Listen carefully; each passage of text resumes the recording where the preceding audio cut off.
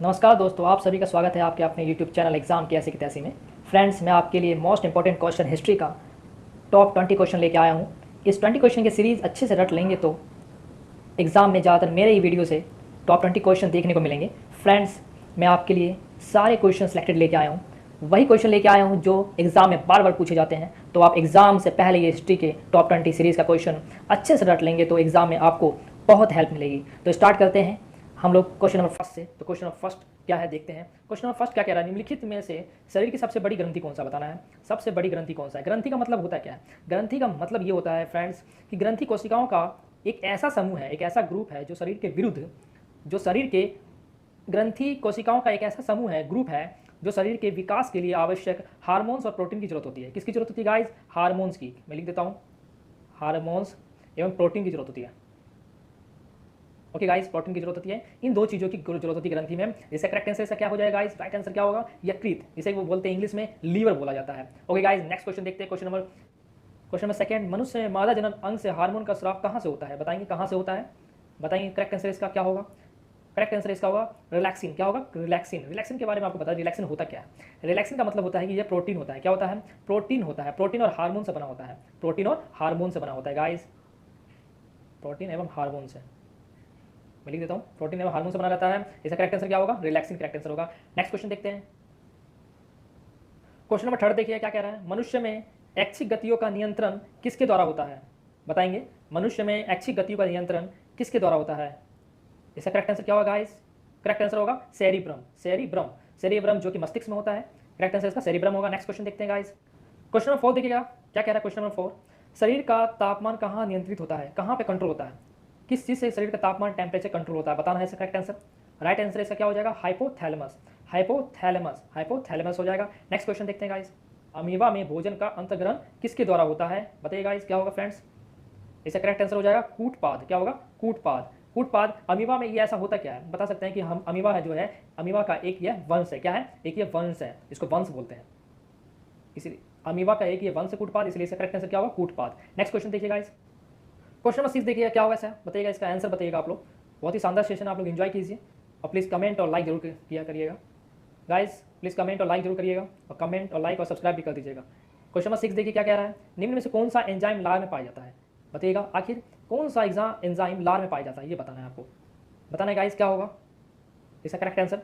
आखिर एंजाइम होता क्या है, एंजाइम के बारे में पहले आप बताइए, एंजाइम होता क्या है। एंजाइम के बारे में बता दें कि एंजाइम एक प्रोटीन से बना होता है। किससे बना होता है? प्रोटीन से बना होता है। और ये बता दें कि एंजाइम की खोज किसने की? विल्हेम कुहने ने की थी। किसने की थी? विल्हेम कुहने, कुहने ने की थी। और बता दें कि इसके बारे में कि इसमें ट्रिप्सिन का मतलब क्या होता है। ट्रिप्सिन किस एंजाइम में पाया जाता है?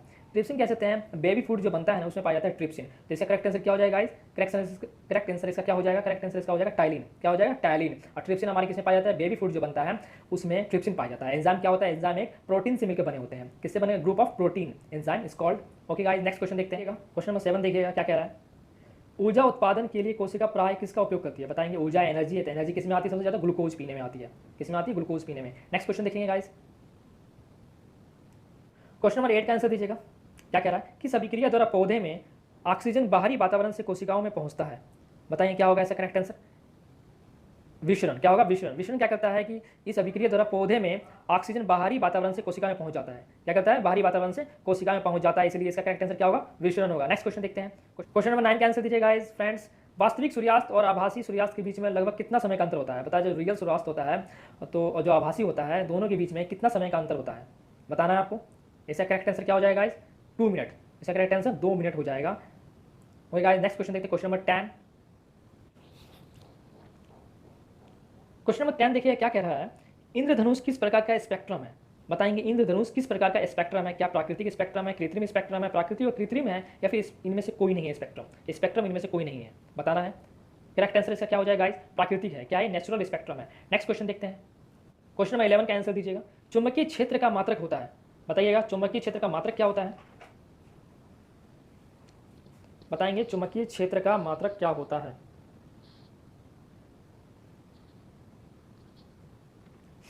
चुंबकीय क्षेत्र का मात्रक क्या होता है? आखिर चुंबकीय क्षेत्र होता क्या? सबसे पहले जानने की कोशिश करेंगे चुंबकीय क्षेत्र होता क्या है। चुंबकीय क्षेत्र का मतलब यह है कि जहां पर हम लोग चुंबक के प्रभाव को अनुभव कर सकते हैं। जहाँ पे हम लोग चुंबक के प्रभाव को अनुभव किया जाता है उसे चुंबकीय क्षेत्र कहा जाता है।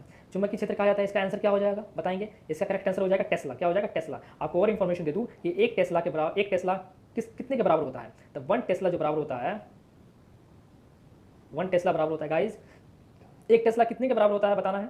एक टेस्ला होता है 10 के पावर 4 गोस के बराबर, 10 के पावर 4 गोस के बराबर होता है गाइज।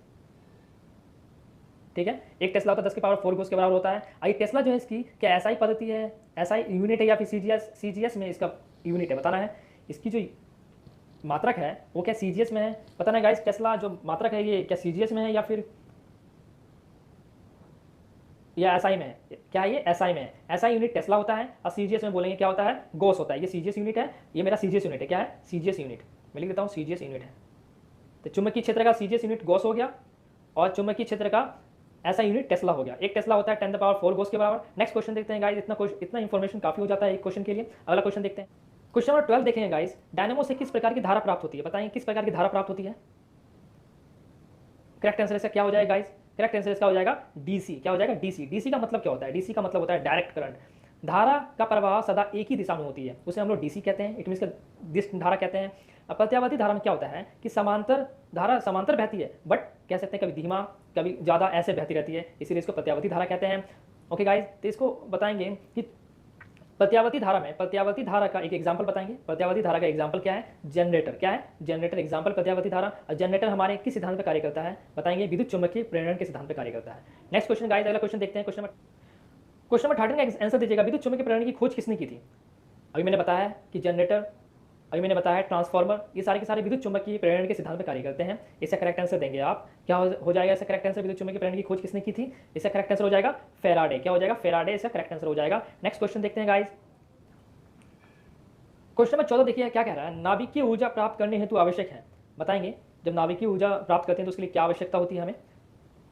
जब नाभिकीय ऊर्जा प्राप्त करना होता है तो क्या आवश्यकता होती है नाभिकीय ऊर्जा में? बताना है। यूरेनियम की आवश्यकता होती है। किसकी आवश्यकता होती है? यूरेनियम की। यूरेनियम की आवश्यकता होती है। यही बताएंगे कि यूरेनियम का जो होता है इसका कितना परमाणु संख्या होती है?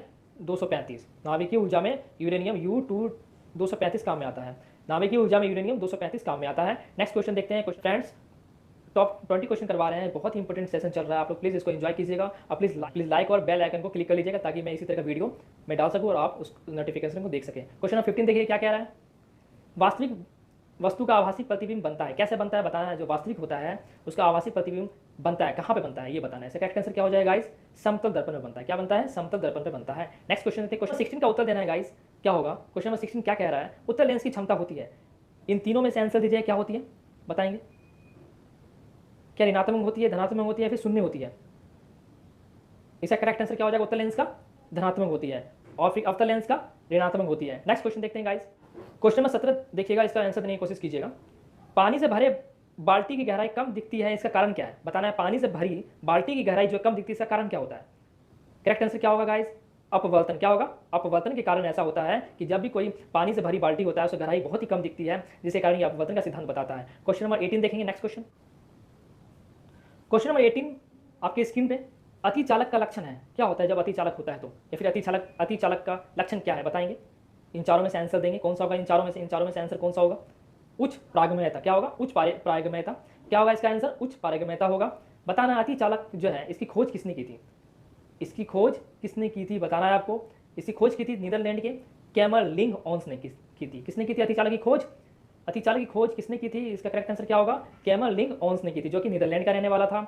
और आपको बता दी कि उच्च पारगम्यता जो होता है वो कैसे बनता है, उच्च पारगम्यता का लक्षण क्या होता है, या फिर अतिचालक का लक्षण क्या होता है। बताना है कि इसमें क्या होता है कि अत्यंत निम्न ताप पर कुछ पदार्थों का विद्युत प्रतिरोध शून्य हो जाता है। क्या होता है? कुछ पदार्थों का प्रतिरोध शून्य हो जाता है, वो भी निम्न टेम्परेचर पे, लो टेम्परेचर पे, तो उसे हम लोग अतिचालक का लक्षण कहते हैं। और इसमें बता दें इसका एग्जाम्पल क्या हो जाएगा? नियोबेस्टीन। क्या हो जाएगा? नियोबेस्टीन। मैं लिख देता हूँ नियोबेस्टीन एग्जाम्पल हो जाएगा। नियोबेस्टीन